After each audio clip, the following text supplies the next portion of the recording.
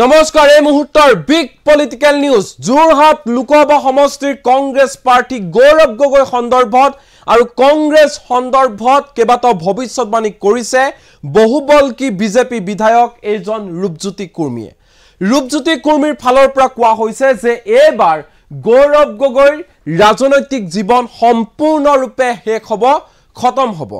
যোৰহাট লোকসভা সমষ্টিত বিজেপিৰ প্ৰাৰ্থী তপন কুমাৰ গগৈৰ হাতত বিপুল ভোটৰ ব্যৱধানত পৰাস্ত হ'ব গৌৰৱ গগৈ আৰু মই বাও হাতেৰে লিখি দিম যে কংগ্ৰেছ সম্পূৰ্ণৰূপে শেষ হৈ যাব এনে ধৰণে মন্তব্য প্ৰকাশ কৰিছে ভৱিষ্যতবাণী কৰিছে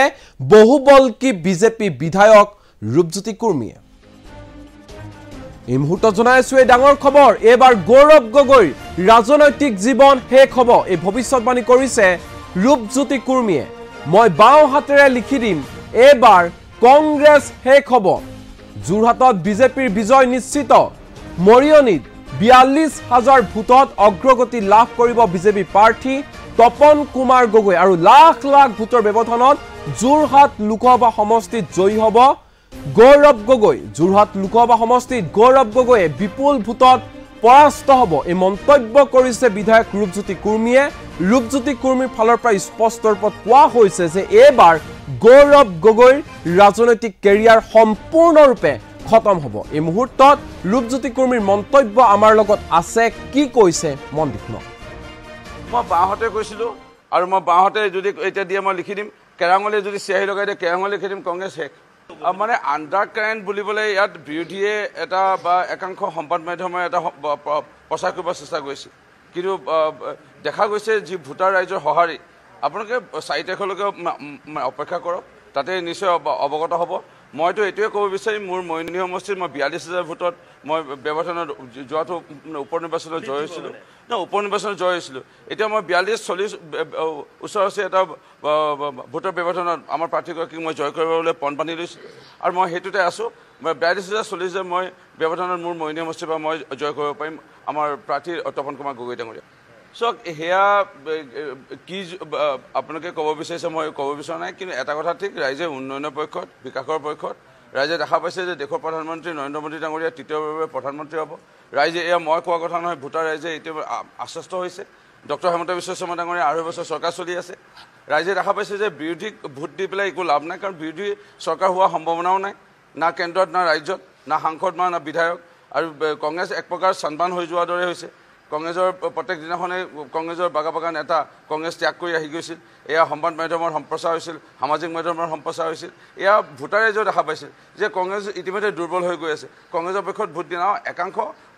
কোনোবাই ভোট দিব পাৰে কংগ্ৰেছত কিন্তু কংগ্ৰেছৰ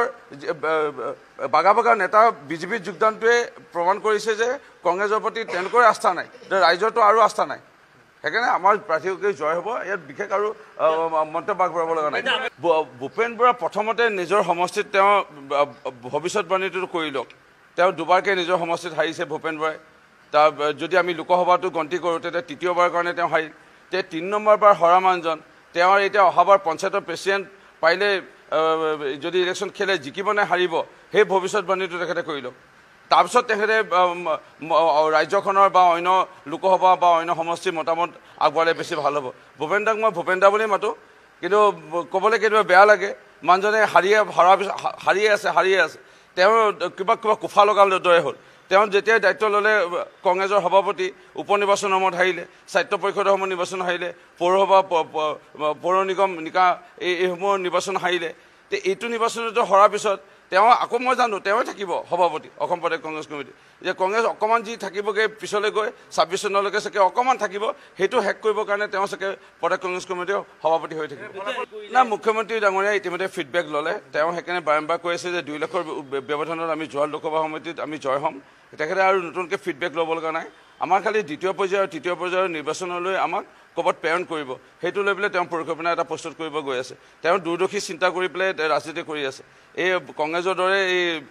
সভাপতি এই কবিতা গাই পেলাই লাভ জেহাদ প্ৰভু শ্ৰীকৃষ্ণৰ এই তুলনা কৰি লীলাক এইবোৰ লৈ পেলাই ফটোৱা ৰাজনীতি কৰা নাই মাননীয় মুখ্যমন্ত্ৰী ডক্টৰ হিমন্ত বিশ্ব শৰ্মা ডাঙৰীয়াই খুব গভীৰভাৱে ৰাজনীতি কৰি আছে অসমৰ ৰাইজক কেনেকৈ সেৱা কৰিব পাৰি অসমৰ ৰাইজক কেনেকৈ আজি বিভিন্ন ধৰণৰ উন্নয়ন দিয়াব পাৰি এইটো লৈ ৰাজনীতি কৰি আছে এইবোৰ সস্তীয়া ৰাজনীতি তেখেতে নকৰে মাননীয় মুখ্যমন্ত্ৰী ডক্টৰ হিমন্ত বিশ্ব শৰ্মা ডাঙৰীয়াই কেতিয়াও গালি কাকো পৰা নাই আৰু তেখেতে নাপাৰেও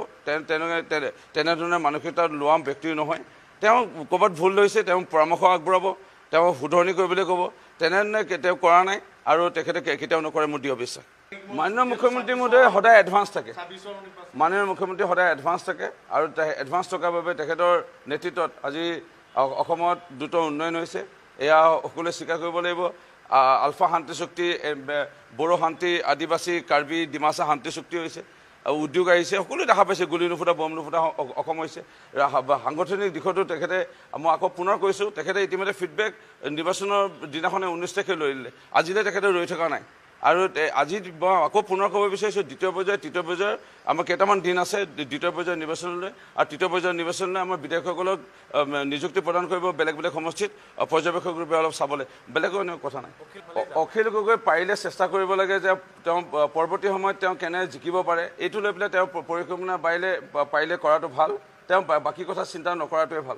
মই আকৌ ক'ব বিচাৰিছোঁ গৌৰৱ গগৈ ৰাজনীতিক কেৰিয়াৰ শেষ হ'ব গৌৰৱ গগৈ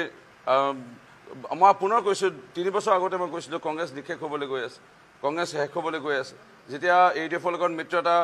মিয়া ভৱন কলাক্ষেত্ৰত তেতিয়াও চেয়াৰমেনিক বহিষ্কাৰ কংগ্ৰেছে নকৰিলে মানে মিয়া ভৱন হোৱাটো বিচাৰে শংকৰদেৱ কলাক্ষেত্ৰত কংগ্ৰেছ তেতিয়াই শেষ হৈ যাব বুলি মই কৈছিলোঁ আজি 3 বছৰ হ'ল কংগ্ৰেছ লাহে লাহে ভাৰতৰ প্ৰেক্ষাপটত শেষ হ'বলৈ লৈছে ৰাজ্যখনৰ প্ৰেক্ষাপটত আজি আপোনালোকে যদি চাই থলুৱা যিসকল খিলঞ্জীয়া মূলৰ লোক থকা সমষ্টি আজি আপোনালোকে যদি কাৰ্বি আংলঙত যদি চাই কংগ্ৰেছ নিষেধ BTAD চাই নিষেধ ডিমাচাত কংগ্ৰেছ নিষেধ আজি য'তে চাই ৰাভা ছাত্ৰ পৰিষদ তিৱা ছাত্ৰ পৰিষদ মিচিং ছাত্ৰ পৰিষদ দেউৰী ছাত্ৰ পৰিষদ চাহ বাগানত যদি চাই কংগ্ৰেছৰ এজনো বিধায়ক নাই কংগ্ৰেছ নিষেধ হৈ গৈ আছে